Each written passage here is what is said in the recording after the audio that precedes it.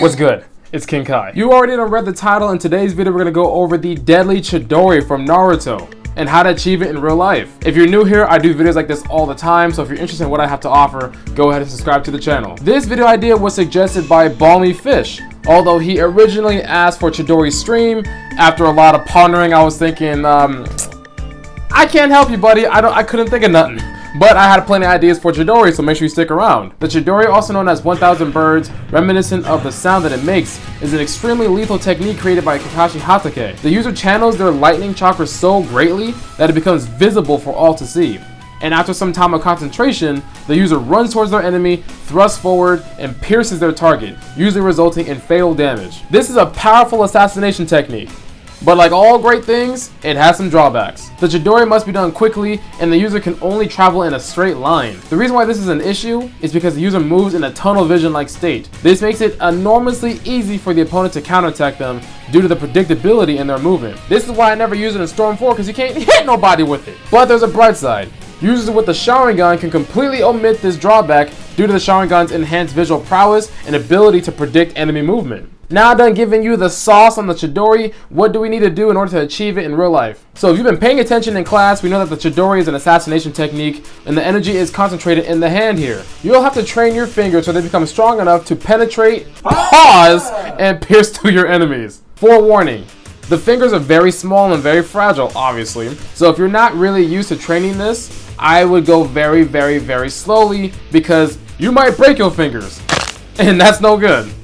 I warned you. Now you can start with hand training by starting with your grip first. If you're completely new to this, grip training is like extremely easy. All you really need to do is take like a tennis ball like this and just squeeze it for reps. This is going to be the exact same thing as like doing a bicep curl or maybe like a push-up or something like that. You're going to be doing this for reps throughout your day, and then over time, your grip strength will completely evolve into something monstrous. Now, if you decide to go to the gym, then there's one exercise that I recommend overall. It's called the farmer's carry. The farmer's carry is a beautiful full body exercise that's completely underutilized, that no one really takes seriously that much. This exercise works multiple muscle groups at once, and it will help immensely with your grip strength. And it also has the added benefit of being a functional exercise. Functional exercises are exercises that apply strength to real life scenarios. So let's say, for example, with the farmer's carry, it's going to be able to help you carry bags and stuff like that. So that means you'll be able to take in all the groceries in one trip.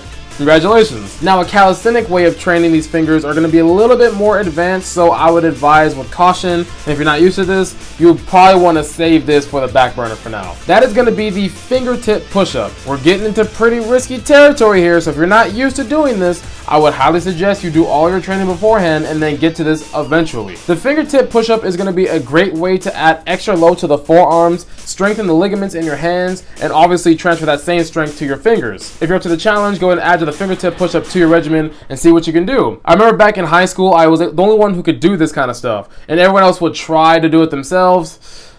I'm not saying anyone broke their fingers, thank God, but it's not as easy as it looks. Now, the last way to train and condition your fingertips is going to be the most closely related to the actual Chidori technique. This is called iron palm training. Iron palm training is a very common method of training in Chinese martial arts. The object of this is to alter the internal structure of their hands so they can strike powerfully without any kind of returning damage. So we train our fingers up to a deadly point. Now, how are we going to be able to transfer that same strength and apply it to Chidori? Because remember, this is an assassination technique, which means it's going to be more reliant on technique and finesse rather than raw power. Power by itself is useless without technique and application. I'm going to refer to the martial art known as Jeet Kune Do, which was created by the dragon himself, Bruce Lee. Jeet Kune Do has a very interesting technique called the finger jab. This is going to be one of the longest and fastest weapons in your Jeet Kune Do arsenal because the finger jab allows you to extend past your normal reach. The user employs his lead hand and outstretches his fingers. The object of this is to aim for the opponent's eyes. The way you move your hands around, you quite literally become a spear in this situation. And just like boxing, the object is to hit through them,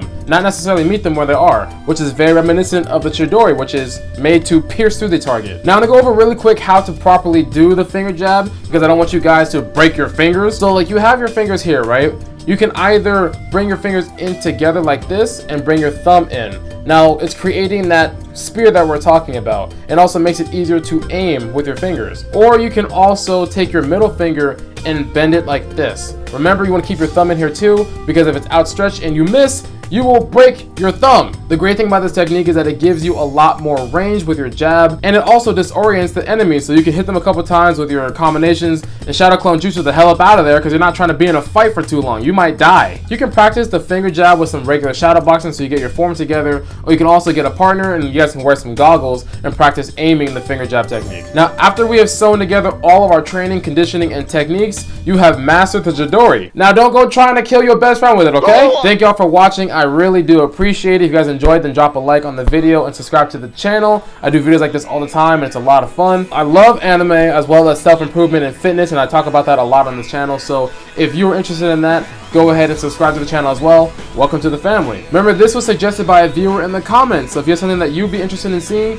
drop the comment down there and I'll add it to my list. Let me know what you want to see next. This is your sensei, King Kai. I appreciate you guys watching. See you in the next video. Deuces.